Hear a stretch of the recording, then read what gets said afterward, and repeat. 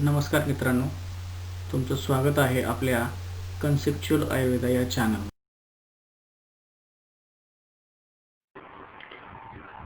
धन्वन्तरी स्तवनम्. शङ्खं चक्रं जलौकान्दधरं मृतघटं चारुदोर्भिश्चतुर्भिः सूक्ष्मस्वच्छातिहृद्यां शुकपरिविलसन् मौलिमं भोजनेत्रं कालाम्भोदोज्ज्वलाङ्गं कटितटविलसच्चारुपीताम्बराढ्य वन्दे धन्वन्तरिं तं निखिलगदवन प्रौढदावाग्निलीलं प्रौढदा. आजचा आपला टॉपिक आहे ज्वर. या व्हिडिओमध्ये आपण ज्वर म्हणजे काय, ज्वराची प्रत्यात्म लिंग लक्षणं काय असतात आणि ज्वराची संप्राप्ती कशी होते हे आपण पाहणार आहे. ज्वराची संप्राप्ती समजून घेण्यासाठी तुम्हाला आम कन्सेप्ट क्लिअर असणं गरजेचं आहे. त्यामुळे सुरुवातीला एकदा आम कन्सेप्ट बद्दल आपले जे 2 व्हिडिओ आहेत ते एकदा ओव्हरलुक करून घ्या. आता चरकाचार्यांनी ज्यावेळेस ज्वराचं एक्सप्लेनेशन दिलं त्यावेळेस ज्वराला प्रधान रोग असं सांगितलेलं आहे. आता हा प्रधान कशासाठी आहे, कारण तो देह इंद्रियांना मनस्ताप देतो, त्याच्यानंतर सर्व रोगांमध्ये अग्र आहे आणि बलवान आहे. या कारणांमुळे हा ज्वर जो आहे हा प्रधान आहे. आता हा ज्वर आपल्याकडे जो सांगितला आहे तो 2 पद्धतीमध्ये असतो. म्हणजे सुरुवातीला तो व्याधी स्वरूपात पण असू शकतो किंवा तो लक्षण स्वरूपात पण असू शकतो. म्हणजे इंडिपेंडंट डिसीज म्हणून पण ज्वर असू शकतो आणि एखाद्या दुसऱ्या व्याधीचं लक्षण म्हणून पण ज्वर असू शकतो. असा ज्वर आपल्याकडे एक्सप्लेन केलेला आहे. सुश्रुताचार्यांनी जो ज्वर एक्सप्लेन केला त्याच्यामध्ये उपद्रव स्वरूपी जो ज्वर असतो तो जास्त प्रमाणात एक्सप्लेन केलेला आहे. आपण चरकाचार्यांना आणि वाग्भटाचार्यांना फॉलो करणार आहे. त्यामुळं सर्व रोगाचा प्रधान असा हा ज्वर असतो. ज्वराचं प्रत्यात्म लिंग लक्षण सुश्रुताचार्यांनी आणि चरकाचार्यांनी दोघांनीही ज्वराची प्रत्यात्म लिंग लक्षणं सांगितली. चरकाचार्यांनी सांगताना ज्वराचं प्रत्यात्म लिंग लक्षण फक्त एकच सांगितलं. त्याच्यामध्ये संताप हो देह मनसा, म्हणजे देहाचा आणि मनाचा दोघांचाही संताप होणे हे प्रत्यात्म लिंग लक्षण चरकाचार्यांनी सांगितलं. सुश्रुताचार्यांनी सांगताना थोडंसं स्पेसिफिक सांगितलंय. 3 लक्षणं एकत्र सांगितली: स्वेदावरोध, संताप, सर्वांगग्रह, युगपत्र. म्हणजे ही 3 लक्षणं सर्वांगग्रह, संताप आणि स्वेदावरोध ही 3 लक्षणं जर एकत्र असतील तर त्याला ज्वर म्हणायचं. म्हणजे डेफिनेशन पण हीच आहे आणि प्रत्यात्म लिंग लक्षण पण हेच आहे. ज्वराची व्याख्या जर कोणी विचारली तर स्वेदावरोध संताप, स्वेदावरोधः संतापः, सर्वांगग्रहणं ततः युगपत्र रोगे च स ज्वरो व्यपदिशते.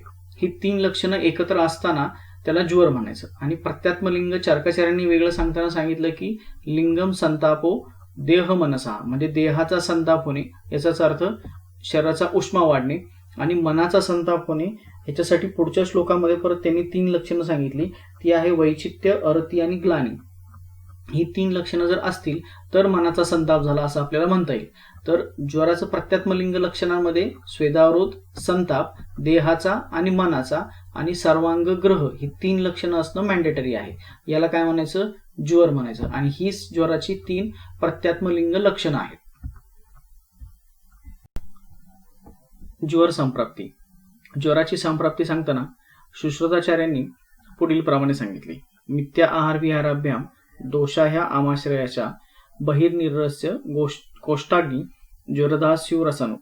आता याचा शब्दशः अर्थ काय होतो की मिथ्या आहार विहार केल्यामुळे दोषाचा प्रकोप होतो आमाशयामध्ये, आणि अशा दोषांच्या प्रकोपित अवस्थेमध्ये त्या दोषांमध्ये पाचकाग्नी किंवा कोष्टाग्नी मिक्स होतो आणि बहिर्मुख होतो, कोष्टातून बाहेर पडतो आणि ज्वराची उत्पत्ती करतो. हा त्याचा शब्दशः अर्थ आहे. याच्यापेक्षा थोडी डिटेल संप्राप्ती चरकाचार्यांनी सांगितली. चरकाचार्यांनी 2-3 वेगळ्या गोष्टी ह्या संप्राप्तीच्या पासून वेगळ्या सांगितल्या किंवा ऍडिशन मध्ये सांगितल्या. त्या कशा आहेत आता बघा की संसृष्ट हा सन्निपतिता पृथ्वा कुपिता मलहा. इथे मल जो शब्द आहे हा दोषांसाठी आलेला आहे, प्रकोपित दोषासाठी आलेला आहे. संसृष्ट म्हणजे 2 दोषांचा प्रकोप, सन्निपात म्हणजे 3 दोषांचा प्रकोप आणि पृथक म्हणजे एका दोषाचा प्रकोप. अशा दोषाचा प्रकोप झाल्यानंतर रसाख्यम धातुम, म्हणजे इथे चरकाचार्यांनी पण रस धातू सांगितलेला आहे आणि सुश्रुताचार्यांनी पण रसानुग असं सांगितलेलं आहे, म्हणजे हे दोघांचं सेम आहे. त्याच्यानंतर पक्तिस्थान इज इक्वल टू आमाशय, म्हणजे स्थान, दुष्य आणि दोष हे दोघांनी एकत्र सांगितले. वेगळी गोष्ट कुठली आहे ती पुढच्या 2 लाईन मध्ये आहे. स्वेन तेन उष्पना चैव कृत्वा देहो उष्पना बलम, म्हणजे देहामध्ये असणाऱ्या उष्म्याचं बल वाढतं. आणि त्याच्यासोबत एक नवीन गोष्ट कुठली सांगितली त्याच्या पुढच्या लाईन मध्ये, स्रोतसांसी रुद्ध्वा संप्राप्तः केवलम देह उल्बना, म्हणजे स्रोतसांमध्ये रोध होतो. आता हे कुठल्या स्रोतसांचा अवरोध होतो हे आपण डिटेल नंतर पाहणार आहे. आणि त्याच्यामुळे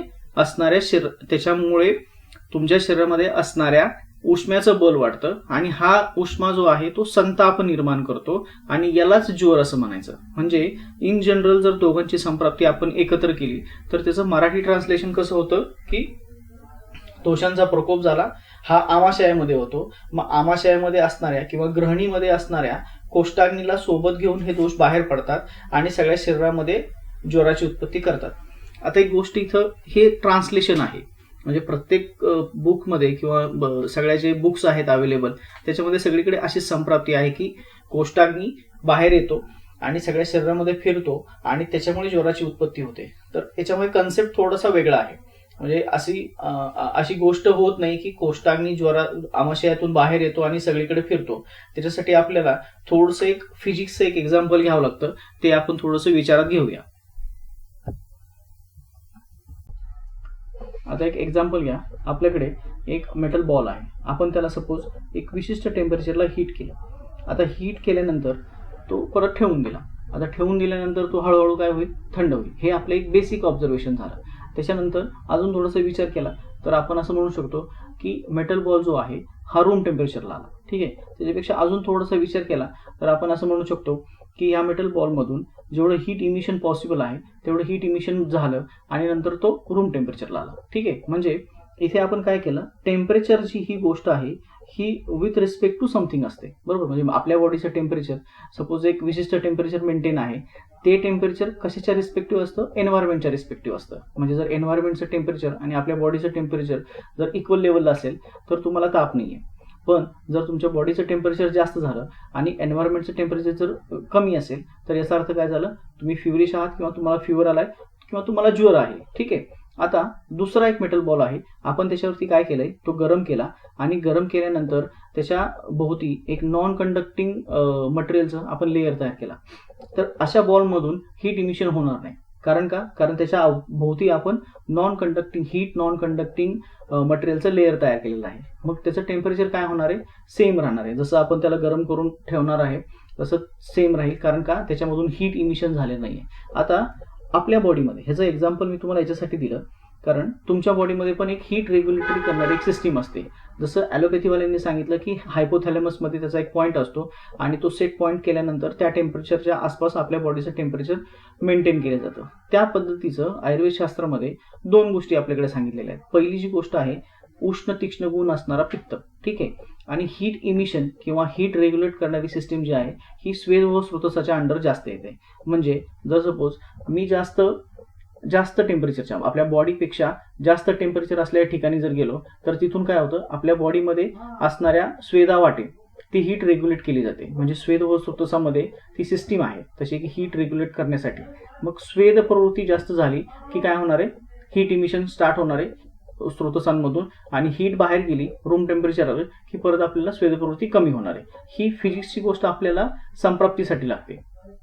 हे सांगायचं कारण काय होतं, जर नॉन कंडक्टिंग लेअरचं मटेरियलचं लेअर जर मेटल बॉलवरती केल्यानंतर त्याचं टेम्परेचर जर एन्व्हायरमेंटपेक्षा जास्त राहत असेल याचाच अर्थ काय, त्याला फिवर आला असेल, बरोबर. म्हणजे जर एन्व्हायरमेंटपेक्षा जास्त जर तुमच्या बॉडीचं टेम्परेचर असेल तर तुम्हाला ज्वर प्रवृत्ती आहे, बरोबर. ही गोष्ट समजली. म्हणजे जर हीट इमिशन इम्पॉर्टंट काय आहे, आज आपली बॉडी जी आहे तिचं टेम्परेचर आणि एन्व्हायरमेंटचं टेम्परेचर सेम आहे म्हणून आपल्याला फिवर नाहीये. पण जर माझ्या बॉडीचं टेम्परेचर वाढलं मग ते कशामुळे वाढू, आता ते कसं वाढणार आहे, त्याच्यामध्ये कशाचा अवरोध होणार आहे, का होणार आहे, हीट इमिशन कसं थांबणार आहे हे आपण पुढच्या स्लाइडमध्ये बघणार आहे. पण इम्पॉर्टंट काय आहे, नॉर्मल पर्सन आहे तर नॉर्मल पर्सनमध्ये कंटिन्युअसली हीट इमिशन चालू राहतं आणि एन्व्हायरमेंटचं टेम्परेचर आणि बॉडीचं टेम्परेचर हे मेंटेन केलं जातं, म्हणून आपल्याला काही त्रास नाहीये, म्हणून तुम्हाला ज्वर नाहीये म्हणून किंवा आपल्याला फिवर नाहीये. बरोबर, एक गोष्ट लक्षात आली. काय फिजिओलॉजी काय आहे याच्यामध्ये किंवा कन्सेप्ट काय याच्यामध्ये, हीट इमिशन होणे किंवा न होणे याच्यावरती तुमच्या बॉडीचं टेम्परेचर मेंटेन असतं. जर हीट इमिशन थांबलं आणि बॉडीचं टेम्परेचर बॉडीच्या आतमध्येच राहिलं तर बॉडीचं टेम्परेचर वाढेल. कशा पद्धतीने वाढेल? With respect to environmental temperature.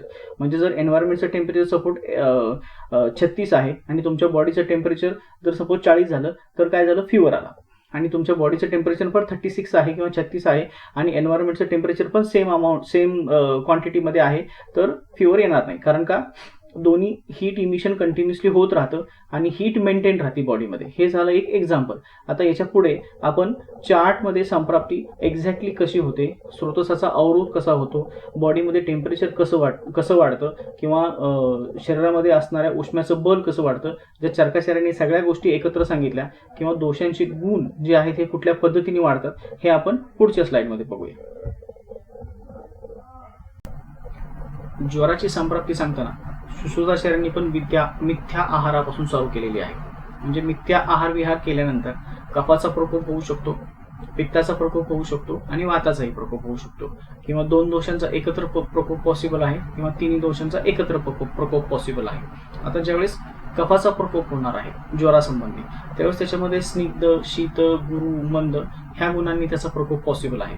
तसंच पित्ताचा ज्यावेळेस प्रकोप व्हायचा असेल त्यावेळेस सस्निग्ध, सर आणि द्रव ह्या गुणांनी त्याचा प्रकोप होणार आहे. तसेच वाताचा जर प्रकोप व्हायचा असेल तर तो शीततेने प्रकोप होणार आहे. बरोबर, याचा अर्थ काय होतो? ज्यावेळेस मी आहार सेवन करेल पहिल्या अवस्थेमध्ये हा सगळा ऊर्ध्व आमाशयामध्ये जो आहार येणार आहे की त्याच्यामध्ये कफाचं मिक्सिंग होत राहतं. पहिली जी अवस्था आपली प्राकृतिक पहिली अवस्था जी आपण पाहिली आहार पचनाची, त्याच्यामध्ये काय होणार आहे? आपण आहार सेवन केल्यानंतर कुठल्याही गुणात्मक असेल तर तो पहिल्या अवस्थेमध्ये येतो आमाशयाच्या ऊर्ध्व भागामध्ये आणि त्याच्यामध्ये कफाच्या गुणाचं मिक्सिंग होतं आणि असा जो आहार तयार झालेला आहे, आहाराचा बोलस जो तयार झालेला आहे ते दुसऱ्या अवस्थेमध्ये अधो आमाशयामध्ये जातं आणि तिथे पाचक पित्ताची प्रक्रिया होते. आता कफाचा प्रकोप आहे, पित्ताचा प्रकोप आहे, वाताचा प्रकोप आहे, त्याच्या गुणांमध्ये पण थोडासा डिफरन्स आहे. म्हणजे कफाचे जे गुण आहेत ते सर्वांगीण आहेत. स्निग्ध वाढला की शीत पण वाढतो, गुरु पण वाढतो, मंद पण वाढतो. पित्ताच्या बाबतीत तसं नाहीये. पित्ताच्या बाबतीत कसं आहे? पित्ताच्या बाबतीत उष्ण तीक्ष्ण हा प्रकोप थोडासा वेगळा असतो आणि सस्निग्ध सरद्रव हा प्रकोप थोडासा वेगळा असतो. म्हणजे ज्वरामध्ये अशी कंडिशन नाहीये. तुमच्या बॉडीमध्ये टेम्परेचर वाढलेलं असतं नो डाऊट, पण तिथं पित्ताचा उष्ण तीक्ष्ण गुणाने प्रकोप नसतो. तिथं पित्ताचा जो प्रकोप आहे तो सस्निग्ध, सर आणि द्रव ह्या गुणाने असतो. जर पित्ताचा प्रकोप उष्ण तीक्ष्ण गुणाने असता तर औषधामध्ये त्रिभुवन कीर्तीसारखं उष्ण औषध नसतं. समजतंय? म्हणजे हे आपण चिकित्सा पाहताना परत एकदा व्यवस्थित बघणार आहे. फक्त लक्षात ठेवताना असं लक्षात ठेवा की ज्यावेळेस ज्वराची संप्राप्ती तुम्ही कोट कराल किंवा ज्यावेळेस संप्राप्ती आपण जेव्हा चार्टमध्ये मांडू त्यावेळेस सस्निग्ध, सर आणि द्रव ह्या गुणांनी पित्ताचा प्रकोप होतो. तसाच वाताचा प्रकोप जो आहे तो हा शीत गुणांनी होणार आहे. बरोबर, आता हे सगळे गुणधर्म एकत्र आले आणि असा आहार तुम्ही सेवन केल्यानंतर हा दुसऱ्या अवस्थेमध्ये गेला. म्हणजे हा जो आहार आहे हा पित्ताच्या उष्ण तीक्ष्ण गुणाच्या एक्झॅक्टली अपोजिट आहे. मग जोपर्यंत तुमच्या पाचक पित्तामध्ये तो असा आहार पाचन करण्याची शक्ती आहे तोपर्यंत काही त्रास होणार नाहीये. पण ज्या दिवशी आहार जो पाचक पित्ताच्या अपोजिट आहे, पाचक पित्ताच्या उष्ण तीक्ष्ण गुणाच्या अपोजिट आहे, असा आहार कंटिन्युअसली जर आपल्या सेवनात असेल तर त्याच्यामुळे काय होणार आहे? पाचक पित्ताची पाचन करण्याची शक्ती थोडीशी कमी होणार आहे. मग हळूहळू शक्ती कमी होत होत काय होतं? तिथे अग्निमांद्य येतं. याचाच अर्थ काय आहे? तिथे आमाशयाच्या दुसऱ्या अवस्थेमध्ये आपण जो वरून आहार टाकणार आहे पहिल्या अवस्थेमधून येणारा, याचं पाचनाची क्रिया थांबली किंवा पाचनाची क्रिया व्यवस्थित होत नाहीये आणि याचा अर्थ काय झाला? तिथे अग्निमांद्य निर्माण झालं. बरोबर, अग्निमांद्य झालं याचाच अर्थ काय? पाचक पित्ताची पाचन करण्याची शक्ती कमी झाली. पाचक पित्ताची पाचन करण्याची शक्ती कमी झाली त्याच्यामुळे काय झालं? आमाची निर्मिती झाली आणि अशा आमापासून आहार रसाची उत्पत्ती झाली. मग आपला जो आहार रस तयार होणार आहे हा सध्या कसा आहे? आमयुक्त आहे. आता अशा आहार रसापासून आपल्या बॉडीमध्ये असणाऱ्या 7 धातूंची, मलाची किंवा दोषांची किंवा बाकीच्या सगळ्या स्रोतसांची ह्या सगळ्यांचं पोषण होणार आहे. मग असा आहार रस ज्यावेळेस स्वेदभव स्रोतसामध्ये, अंबुभव स्रोतसामध्ये जातो त्यावेळेस तो त्यांच्यामध्ये काय करतो? अवरोध निर्माण करतो. कारण आमाचं सगळ्यात पहिलं लक्षण काय आहे? अवरोध निर्माण करणे, किंवा त्याची पहिली प्रवृत्ती काय आहे? अवरोध निर्माण करणे. मग स्वेद व सुतसाचा, अंबू व सुतसाचा अवरोध झाल्यानंतर त्याच्यामधून जो बाहेर जाणारा उष्मा आहे त्याच्यामध्ये पण रोध निर्माण झाला. याचा अर्थ काय झालं? आपल्या बॉडीमध्ये होणार हीट इमिशन जे आहे ना, कंटिन्युअसली हीट इमिशन जे आहे हे थांबायला सुरुवात झाली, आणि बॉडीमधलं हीट इमिशन थांबल्यानंतर आपल्या शरीरातून बाहेर जाणारा उष्मा जो स्वेदावाटे बाहेर जातो तो बॉडीच्या आतमध्ये कोंडून राहायला सुरुवात झाली. याचाच अर्थ काय झालं? बॉडीमध्ये असणाऱ्या उष्म्याचं बल वाढलं, आणि ह्या उष्म्याचं बल वाढलं की तो काय करतो? संताप निर्माण करतो, आणि ह्याच संतापाला चरकाचार्यांनी काय नाव दिलंय? ज्वर नाव दिलंय. आता खाली संप्राप्तीचा श्लोक पण आहे बघा. संसृष्टा सन्निपतिता पृथक्वा, म्हणजे तिन्ही दोषांचा प्रकोप एकत्र किंवा सिंगल होऊ शकतो, किंवा दोघांचा होऊ शकतो. त्याच्यानंतर रसाख्यम आहे, पक्ती स्थान पण आलं. आमाशयामध्ये सगळ्या गोष्टी होणार आहेत, सुरुवात आमाशयामध्ये होणार आहे, आणि त्याचा जो एंड पॉइंट आहे तो कुठे आहे? स्वेद व सुतसामध्ये अवरोध निर्माण होणे, आणि अवरोध निर्माण झाला की बाहेर पडणारी जी उष्णता आहे ती आत राहिली, हीट इमिशन थांबलं. लक्षात घ्या, हीट इमिशन थांबणं ही गोष्ट सगळ्यात मॅन्डेटरी आहे. जोपर्यंत स्वेद व सुतसाचा अवरोध होत नाही तोपर्यंत तुमच्या बॉडीमध्ये असणारं हीट इमिशन थांबणार नाही. जोपर्यंत हीट इमिशन थांबणार नाही तोपर्यंत शरीरामध्ये असणाऱ्या उष्म्याचं बल वाढणार नाही, तोपर्यंत संताप होणार नाही आणि ज्वर होणार नाही. म्हणजे सगळ्यात पहिला इम्पॅक्ट जो आहार आपण सेवन करणार आहे त्यांनी अग्निमांद्य झालं. आता इथपर्यंत तुम्हाला आहार पचनाच्या क्रियेमध्ये आणि आमाच्या उत्पत्तीमध्ये आपण डिटेल पाहिलेलं होतं. आता याच्यामध्ये मेन काय आहे? आमाची निर्मिती झाली, याच्यापासून आमयुक्त आहार रसाची निर्मिती झाली. अशा आमयुक्त आहार रसाने स्वेद व सुतसामध्ये जाऊन अवरोध निर्माण केला. स्वेद व सुतसामध्ये अवरोध निर्माण झाल्यानंतर हीट इमिशन थांबलं. हीट इमिशन थांबल्यानंतर उष्मा जो आहे तो शरीरात कोंडला गेला, आणि त्यांनी संताप निर्माण केला, आणि त्यालाच काय म्हणायचं? ज्वर म्हणायचं. आता ज्वराची जी 3 लक्षणं सुश्रुताचार्यांनी सांगितलीत ही सगळी इथे दिसतात. म्हणजे स्वेदावरोध झाला, याचाच अर्थ काय झालं? स्वेद व सुतसाचा अवरोध निर्माण झाला, स्वेदाची प्रवृत्ती थांबली, संताप निर्माण झाला, कारण शरीरामध्ये असणाऱ्या उष्म्याचं बल वाढलं, आणि सर्वांग ग्रह हे एक आमाचं प्रधान लक्षण आहे, म्हणून ते सर्वांग ग्रह लक्षण पण इथे दिसतं. आणि ही 3 लक्षणं एकत्र असतील तर त्याला सुश्रुताचार्यांनी काय म्हणलं? ज्वर अशी संज्ञा दिली.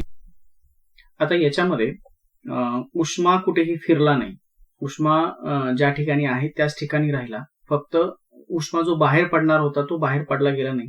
ट्रान्सलेशन मध्ये जरी असं दिलेलं असलं की कोष्टाग्नीमधून उष्णता बाहेर पडते आणि सगळीकडे पसरते आणि नंतर मग ज्वराची उत्पत्ती होते, हे फक्त ट्रान्सलेशन आहे. त्याच्यामध्ये कन्सेप्ट फक्त एवढाच आहे की अग्निमांद्य होतं, आमाची उत्पत्ती होते, आणि अशा आमामुळे फक्त स्वेद व सुतसामध्ये अवरोध निर्माण होतो, आणि अवरोध निर्माण झाला की होणारं हीट इमिशन थांबतं, आणि हीट इमिशन थांबलं की संताप निर्माण होतो, संताप निर्माण झालं की ज्वराची उत्पत्ती होते, आणि बाकीची 2-3 आमाची लक्षणं जी आहेत ही ज्वरामध्ये कंटिन्युअसली असतात.